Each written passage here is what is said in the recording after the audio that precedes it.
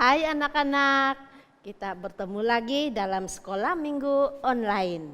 Apa kabar kamu semua? Cikgu berharap kamu semua dalam keadaan yang sehat, tetap bersemangat, dan tetap dalam perlindungan Tuhan. Puji Tuhan. Mari kita mulakan pelajaran kita hari ini dengan doa, dan cikgu akan berdoa dalam suara yang dapat didengar. Mari kita berdoa. Bapa Surgawi yang kami kenal, di dalam nama Tuhan Yesus Kristus, kami bersyukur ya Tuhan atas kebaikan dan kemurahan Tuhan di dalam hidup kami, atas perlindungan Tuhan, pemeliharaan Tuhan, kecukupan yang Tuhan sudah berikan kepada kami ya Tuhan. Sehingga pada saat ini kami tetap sehat, tetap bersemangat untuk mengikuti kelas sekolah minggu pada hari ini ya Tuhan. Kami serahkan pelajaran kami dari permulaan sehingga selesai ya Tuhan. Terima kasih ya Tuhan, karena Engkaulah Allah kami, Engkaulah yang memberikan kami hikmat, pengertian untuk memahami sehingga kami dapat menerapkan apa yang kami pelajari pada hari ini. Sekiranya ada kuasa kegelapan yang coba mengganggu kami, semua itu Tuhan kami tolak, kami ikat di dalam nama Yesus. Kami bersyukur ya Tuhan karena Engkau Allah kami yang hidup. Di dalam nama Yesus kami sudah berdoa dan mengucap syukur. Semua anak-anak mari kita katakan amin. Haleluya dan puji Tuhan. Nah anak-anak, apakah anak-anak masih ingat siapa tokoh Kristen yang kita telah pelajari pada minggu lalu? Ya, David Livingstone, seorang misioneri perubatan yang mendapat gelar sebagai tokoh penerokah Afrika Selatan.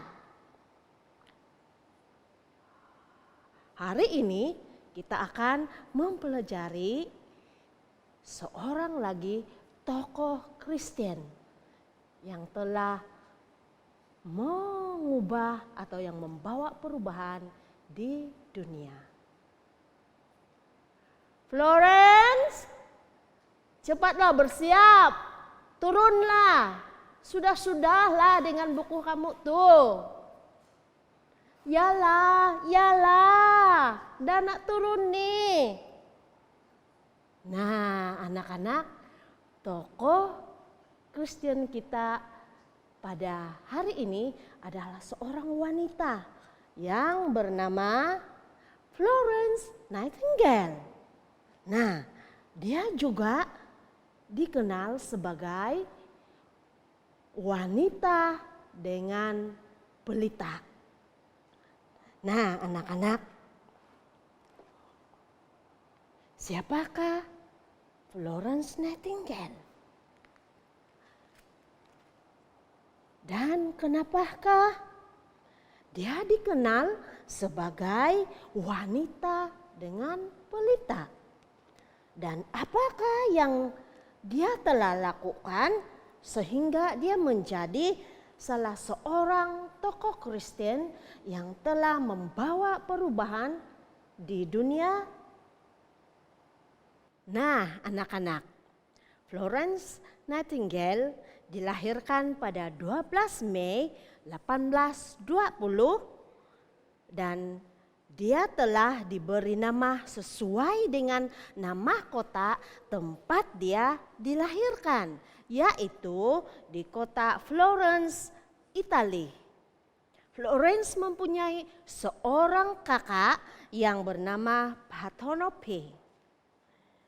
Mereka membesar di England karena ibu bapak mereka berasal dari England.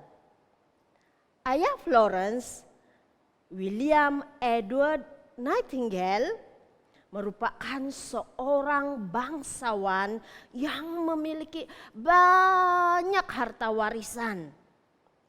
Ini bermakna masa depan Florence terjamin dan dapat hidup mewah tanpa bekerja. Namun di tengah-tengah kekayaan dan kemewahan hidupnya, jiwa Florence kosong. Segala kemewahan dan segala kekayaan yang dia miliki tidak memberi sukacita dan damai di dalam hatinya. Sambil berdiri di tepi tingkap biliknya, Florence membelek-belekkan buku hariannya, halaman demi halaman. Semua halaman diakhiri dengan catatan bosan, bosan, dan membosankan. Florence merasa bosan dengan cara hidup yang dilaluinya. Akhirnya Florence sampai di halaman yang ditandai dengan warna yang istimewa, dengan catatan 7 hari bulan Februari 1837. God spoke to me and called me to his service. Tuhan berbicara kepada saya dan memanggil saya untuk melayaninya.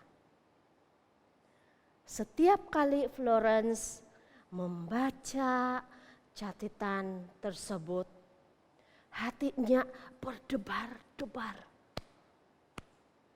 Florence masih ingat pada suatu malam ketika dia baru berumur 16 tahun, dia terjaga dari tidur dan mendengar satu suara. Dan Florence tahu itu adalah suara Tuhan.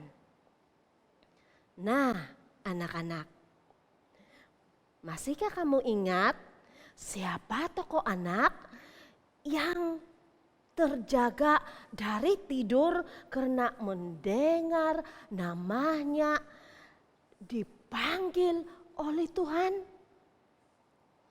Ya, Samuel. Florence juga telah mendengar suara Tuhan seperti Samuel. Dan sejak peristiwa itu, Florence tahu bahwa Tuhan mau dia melakukan sesuatu untuk Tuhan.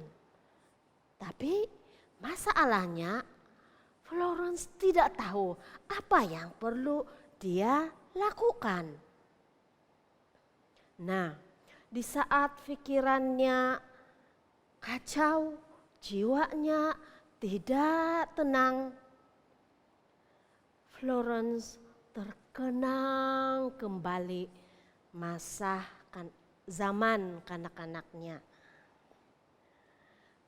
Dia merasa sangat gembira, teruja ketika menolong keluarga-keluarga yang memerlukan serta merawat binatang-binatang yang cedera di ladang mereka.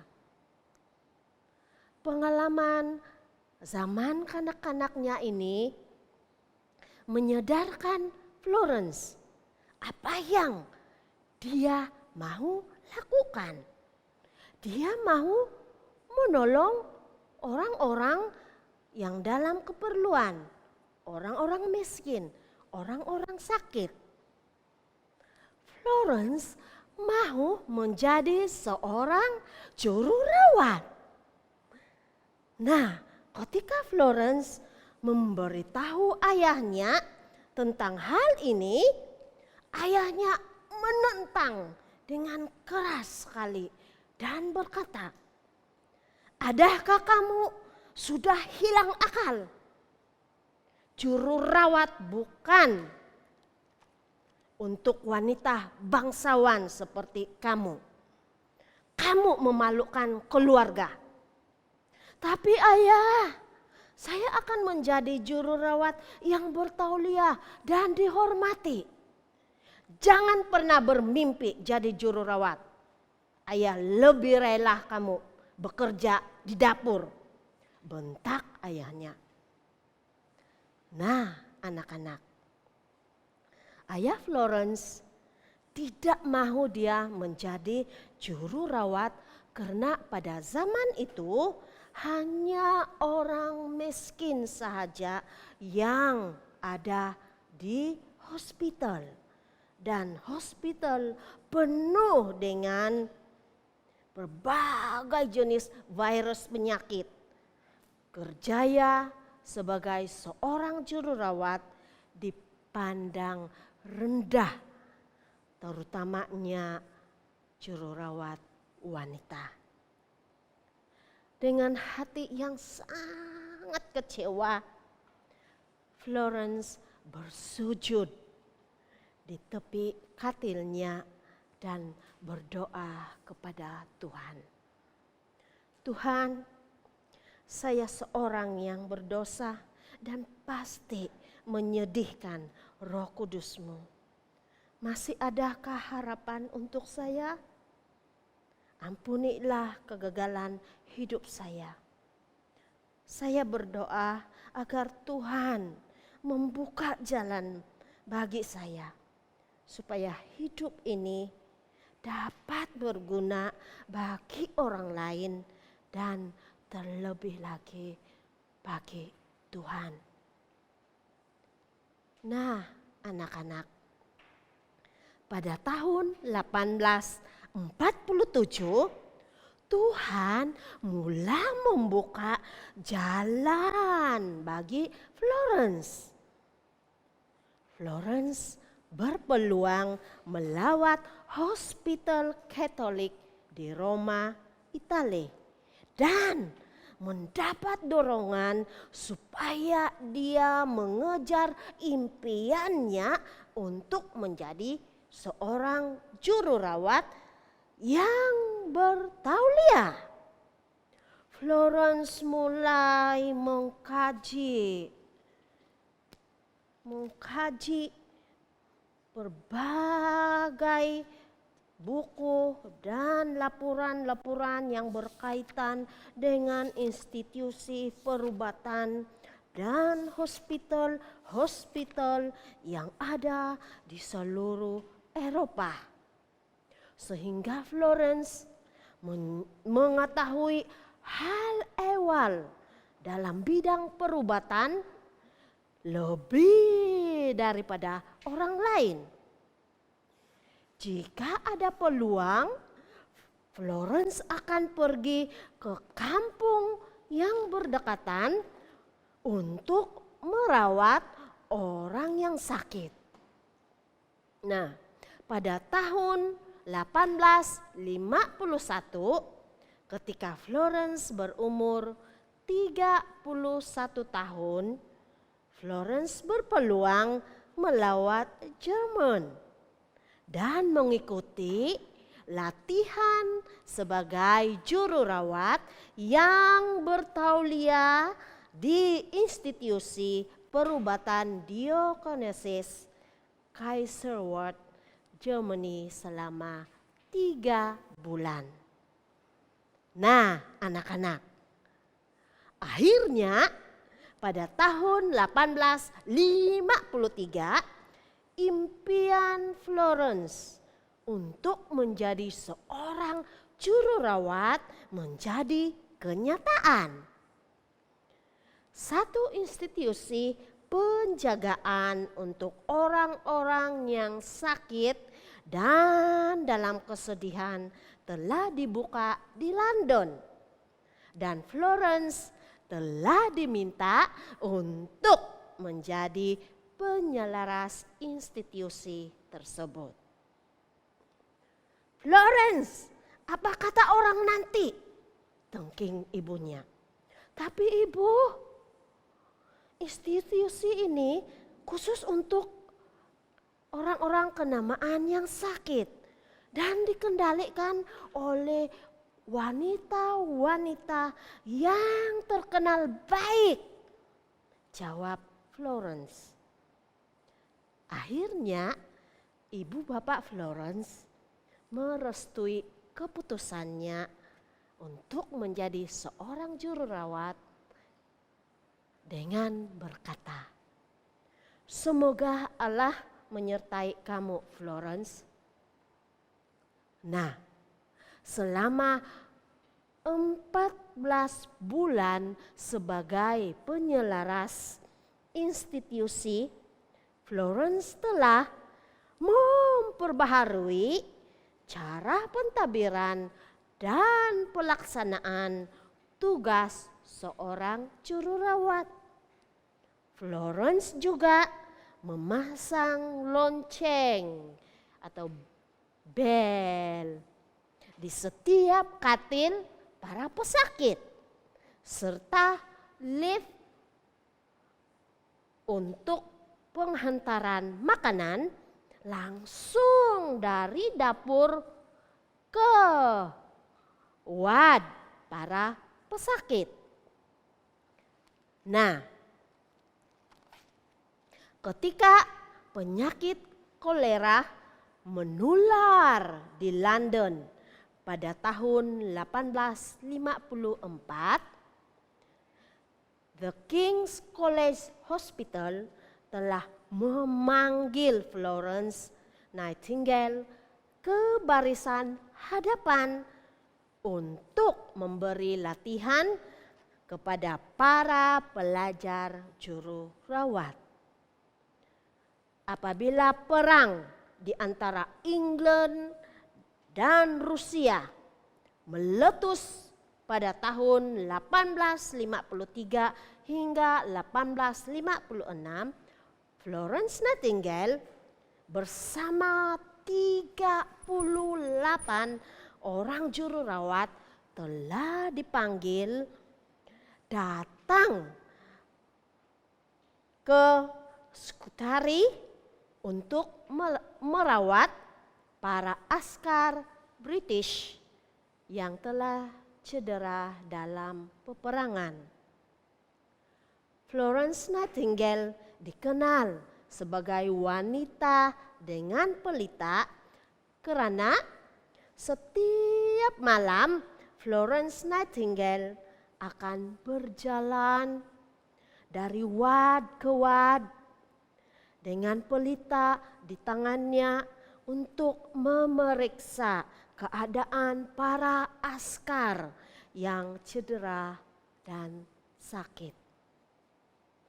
Kadang-kadang Florence akan duduk di tepi katil pesakit, memegang tangan dan mendoakan mereka.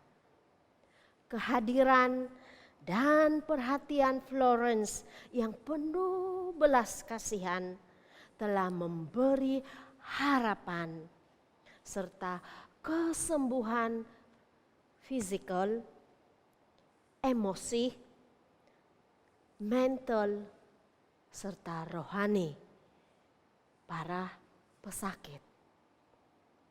Setelah perang berakhir pada tahun 1856, Florence Nightingale kembali ke England sebagai heroin negara. Sebelumnya, ayah Florence mengatakan, "You ungrateful girl." Kini dia berkata, "We are proud of you, Florence." Nah, anak-anak, dipendekkan cerita, oleh karena sumbangan dan komitmen Florence yang besar terhadap kerjaya kejururawatan, maka Nightingale Training School for Nursing telah ditubuhkan pada tahun 1860. 3 tahun sebelum kematiannya, Raja England, Raja Edward yang ke-7 telah memberikan anugerah kepujian yang tertinggi kepada Florence. Ketika dia berumur 90 tahun, Florence Nightingale telah meninggal dengan aman di tempat tidurnya pada 13 Agustus 1910 dan dikuburkan di Embley Park, England. Nah, generasi anak panah, Florence Nightingale menjadi salah seorang tokoh Kristen yang telah membawa perubahan di dunia karena melalui perjuangannya kerjaya sebagai jururawat telah berkembang, diakui, diterima sebagai salah satu kerjaya yang mulia dan terhormat di seluruh dunia. Tuhan telah memanggil Florence Nightingale untuk melayaninya melalui kerjaya sebagai jururawat. Walaupun pada mulanya banyak cabaran yang dia hadapi, tetapi Florence datang kepada Tuhan untuk memohon pimpinan dan petunjuk apa yang harus dia lakukan. Nah, anak-anak, apabila anak-anak setia kepada Tuhan, Tuhan juga setia kepada anak-anak. Dan pasti Tuhan akan melaksanakan apa yang Dia sudah rencanakan dalam hidup anak-anak sesuai dengan masa Tuhan, sesuai dengan cara Tuhan sendiri untuk kemuliaan nama Tuhan. Peranan anak-anak adalah terus belajar, berusaha. Jangan mudah putus asa atau kecewa apabila berhadapan dengan cabaran atau masalah. Dan tetaplah setia kepada Tuhan. Sama seperti Florence Nightingale. Sehingga pada suatu masa nanti mungkin anak-anak semua juga menjadi salah seorang tokoh Kristen yang membawa perubahan di dunia ini, di masyarakat kamu pada zaman kamu. Nah, ayat hafalan kita pada bulan Agustus terdapat di dalam Kitab Amsal bab 16 ayat 3 yang mengatakan, serahkanlah segala usahamu kepada Tuhan, maka rancanganmu akan berjaya. Amsal 16 ayat 3. Sekali lagi Cikgu akan baca. Amsal bab 16 ayat 3.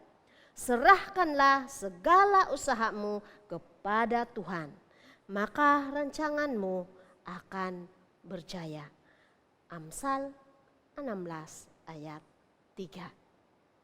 Mari kita akhiri sekolah minggu kita hari ini dengan doa dan Cegu akan pimpin dalam suara yang kedengaran. Mari kita berdoa.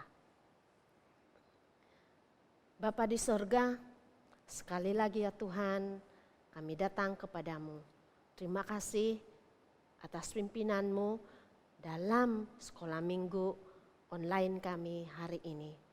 Terima kasih Tuhan karena melalui Florence Nightingale kami didorong, kami diyakinkan bahwa apapun rancangan Tuhan di dalam hidup kami, di dalam hidup anak-anak, Tuhan turut campur tangan. Tuhan akan memimpin mereka untuk mencapainya apabila anak-anak tetap bersandar kepada Tuhan, mencari kehendak Tuhan, mencari pimpinan Tuhan di dalam hidup mereka dan tetap setia mengikuti Tuhan, percaya sungguh-sungguh bahwa Tuhan yang memampukan mereka untuk mencapai cita-cita mereka di dalam hidup mereka. Sehingga melalui cita-cita anak-anak ini, nama Tuhan dipermuliakan dan ramai orang yang akan diberkati, bahkan kasih Tuhan dapat disebarkan melalui kerjaya mereka nanti. Terima kasih Tuhan, pimpinlah anak-anak di dalam hidup mereka. Apapun aktiviti mereka selepas ini, Tuhan, Engkau yang menyertai, Engkau yang melindungi, Engkau yang memelihara mereka bersama dengan keluarga tercinta mereka. Tetap di dalam perlindungan Tuhan. Di dalam nama Yesus kami sudah berdoa dan mengucap syukur. Dan mari kita katakan amin. Haleluya, puji Tuhan, jumpa lagi. Bye.